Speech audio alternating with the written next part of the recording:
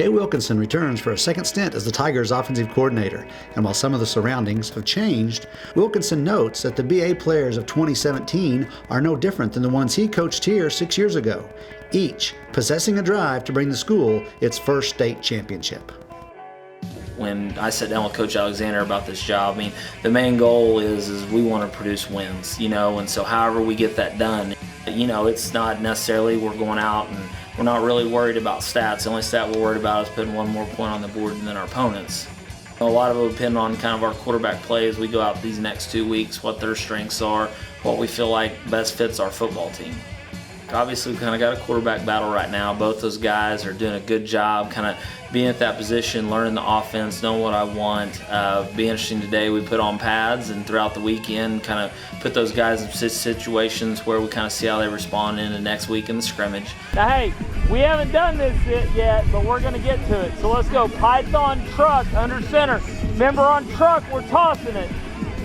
Wide receivers, we probably have the most depth of any group. We probably have 6 or 7, possibly 8 guys that could see action on any given Friday night. They did a very good job this summer picking it up and just made plays throughout the deal. So we're very excited about those guys.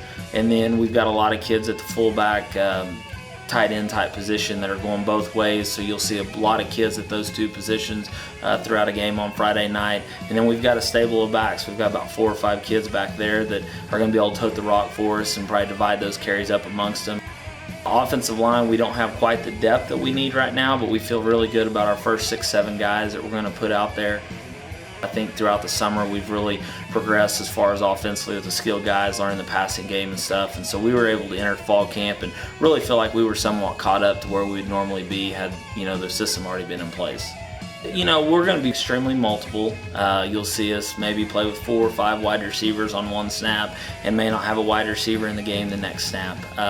But honestly, we're kind of still searching for what works best for us, put our kids in the best position to win, and so we feel like by being multiple, we can basically kind of dictate what we want to do, exploit weaknesses in the defense, and like I said, hopefully score a bunch of points on Friday nights.